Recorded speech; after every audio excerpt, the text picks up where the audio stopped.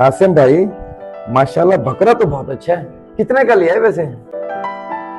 कल ही खरीदा मंडी से, पूरे 60,000 रुपए का।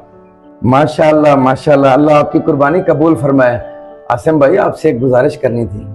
हाँ हाँ साजिद यार, बताओ कैसी गुजारिश?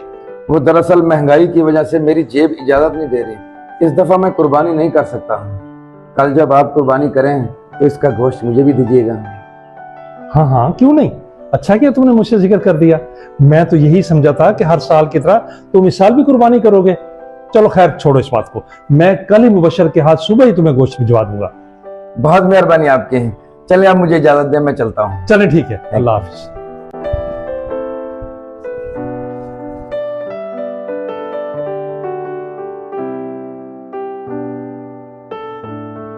मुबशर बेटा, कहाँ जा रहे हो? ऐसा करो, ये साजिद अंकल के घर गोश्त दे के आओ, और हाँ उन्हें ईद की मुबारकबाद भी दे देना। जी ठीक है अब्बू।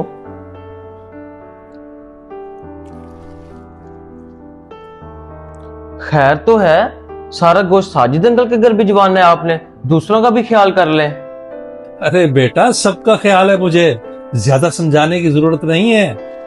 जैसा कहा है तुम्हें वैसा ही करो। और हाँ, जल्दी से गोश्त देकर वापस आना, शाम को ताया अब्बू के घर ईद मिलने भी जाना है। जी ठीक है अब्बू, मैं अभी दे के आया।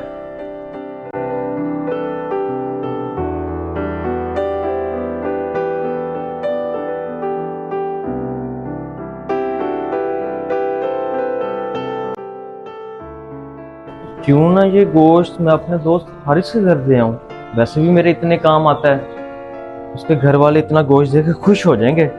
अब्बू को कौन सा पता चलना है।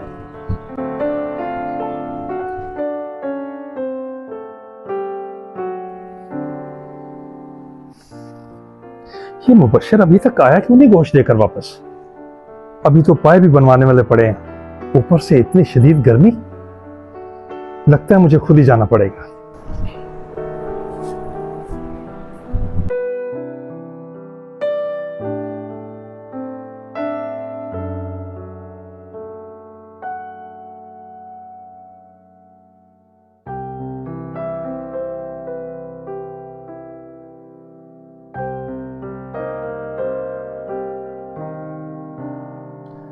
अरे साजिद, तुम?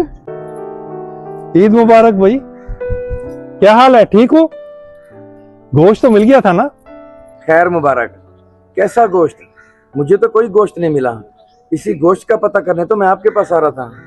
क्या नहीं मिला गोश्त? मैंने तो मुबशर को 2 घंटे पहले गोश्त देकर भेजा था। कोई बात नहीं आसिम भाई, बच्चा है, हो सकता है भूल गया हो। खैर उसकी तो मैं खबर लेता हूँ। तुम ऐसा करो, ये पाए अभी फिलहाल रखो, मैं गोश्त देने तुम्हारे घर खुद आऊंगा। बहुत शुक्रिया आसिम भाई। वैसे मुबशर पे ज्यादा गुस्सा ना कीजिएगा, बच्चा है, भूल चूक हो जाती है इंसान से। अच्छा अब मैं चलता हूँ।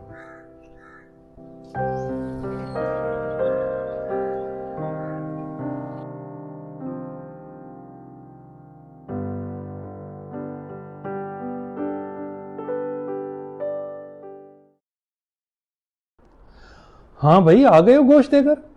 बड़ी देर लगा दी तुमने। अब्बू वो दरअसल साजिद अंकल ने कोल्ड ड्रिंक मंगवा ली थी, बातों बातों में पता ही नहीं चला देर होगी। वैसे आपको ईद मुबारक कह रहे थे। हरामखोर, तुम्हें शर्म नहीं आ रही मुझसे झूठ बोलते हुए? झूठ? अब्बू कैसा झूठ? अभी मैं साजिद को मिलके आ रहा हूँ, बहुत शर्मिंदगी हुई मुझे। तुम उसके घर गोश्त देने नहीं गए? हालांकि खास तौर पर उन्होंने मुझे कहा था कि इस बार मैं कुर्बानी नहीं कर रहा और मुझे सुबह जल्दी ही गोश्त भिजवा देना। लेकिन कमाल है, तुम उसको गोश्त देने नहीं गए। खैर अभी तो मैं उनको सीधे पाए देकर आ रहा हूँ, और हाँ अब शाम को मैं खुद जाऊंगा गोश्त देने। क्या आपने पाए भी उनको दे दिए? आपको पता तो है कितने शौक से खाता हूं मैं। पाए की बजाय अब ये खाओ, बेशर्म कहीं का। अब्बू मुझे माफ कर दें, दरअसल मैं वो गोश्त हारिस के घर दे आया था। मैंने सोचा था वो इतना गोश्त देख के खुश हो जाएगा। हारिस के घर गोश्त देकर आए? उन्होंने तो खुद कुर्बानी की थी।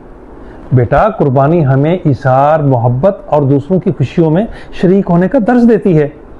और कुर्बानी का असल मकसद जानवर ज़िबा करना नहीं, बल्कि दिलों में इंसानियत और हमदर्दी पैदा करना है। और बेटा, कुर्बानी का गोश्त अपने घर वालों, रिश्तेदारों और ख़ास तौर पर जो मुस्तहिक लोग हैं, जो ज़रूरतमंद हैं, उन तक पहुंचाना चाहिए, ताकि वो भी ईद की खुशियों में शामिल हो सकें। आप ठीक कह रहे हैं अब्बू। अब मैं आपके साथ चलूंगा साजिद अंकल के घर जब आप गोश्त देने जाएंगे, और मैं उनसे माजरत भी कर लूंगा। शाबाश मेरा बेटा, शुक्र है तुम्हें अकल तो आई। चलो अब जल्दी से चलते हैं, गोश्त दे के आते हैं, और शाम को तुम्हारे ताया अब्बू के पास ईद मिलने भी जाना है। अगर ये वीडियो पसंद आए तो इसे सदका जारिया समझकर जरूर शेयर करें। हो सकता है कि आपकी वजह से किसी की इस्लाह हो जाए।